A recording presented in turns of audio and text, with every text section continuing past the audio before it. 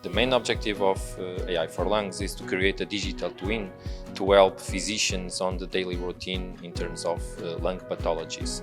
I think that will be a huge outcome to prove that we can bring all the algorithms together, all the knowledge together, break all the barriers, ethical barriers, clinical barriers, and come out with a unified solution to try to move forward with patient certification. So I think it's a step forward.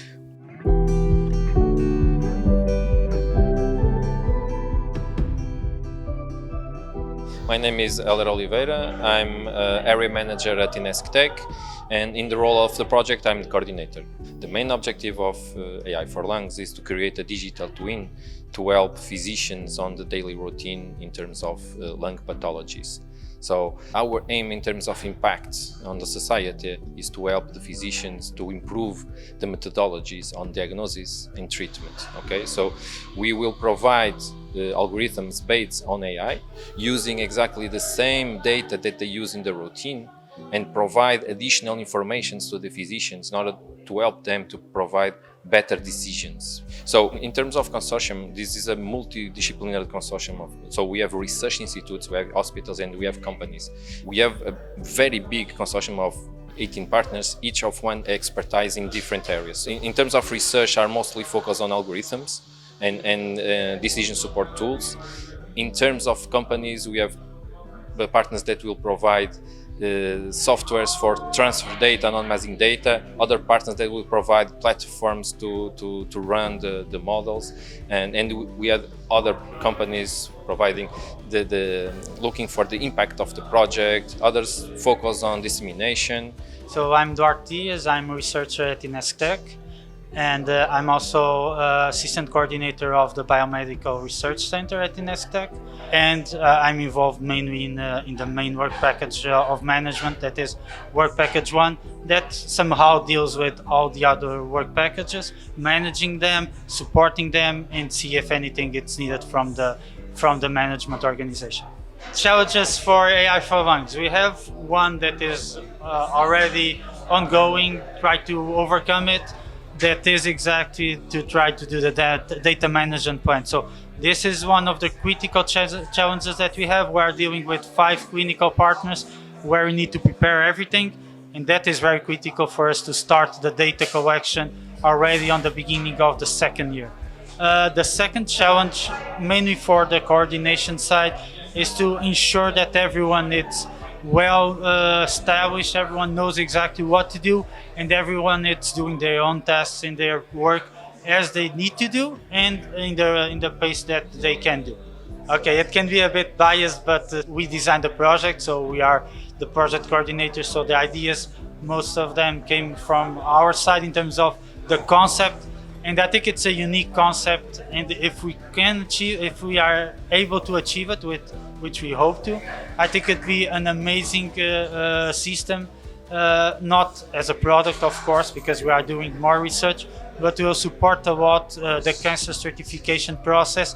And let's hope that we can have some pilots to show to the full community what we are capable to do, and also to the industry to see if some of them have some opinion or wants to know more and even adopt a possible part of the system to their products. This idea came mainly from Hélder's side, the other project coordinator. When he tried to expand the idea that he had, he invited me in order to give here a different perspective. That's when we came out with a digital twin to try to do certification of patients. And I think it worked very well in terms of idealization with all the other partners that were very important to give their contributions, more technical contributions. And the final idea, I think it went very well. And now let's try to put it working in practice. We have 3.5 years to try to make it work, so we are anxious to move forward with it. AI4LUNGS outcomes are mainly, let's say, 2. So we want to contribute to the research community. So for sure we will share a lot of publications, but also one major outcome that we want to have is an open access database with part of the data that we'll work on with the project, to allow other researchers and other institutions to also replicate what we are going to do and also use it for their own researchers. The second one, it's the concept itself. So if we achieve the concept in a visual way, so in a way, in a dashboard with all the algorithms behind, of course, I think that will be a huge outcome to prove that we can bring all the algorithms together, all the knowledge together, break all the barriers, ethical barriers, clinical barriers, and come out with a unified solution to try to move forward with patient certification. AI4LUNGS tries somehow to organize different structures in the hospitals. So if you look to an hospital where you have the lung area, you have different clinicians, you have different departments working together. And what we want to do is a platform that combines all of them. So when you have a patient that enters in the hospital with some lung symptom, it starts already working using the system and try to make use of it in order to then pass it to the different clinicians that need to support that patient.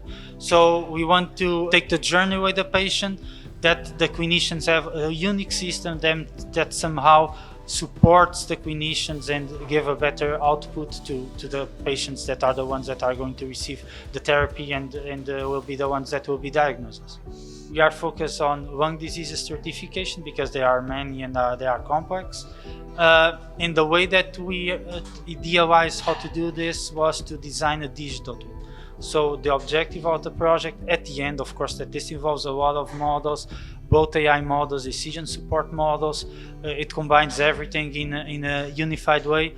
But the idea of the digital twin is that it goes along the clinical pathway, supporting the clinician in all the decisions that you need to take. So it will take all the data that is being collected in the normal routine. So we don't want to interfere with the normal routine of the clinicians. What we want is to take the most of the data and use the most of the data to analyze it, process it, and give the better opinion to the doctors for him to let them to decide the best outcome and the best diagnosis that most fit to that patient.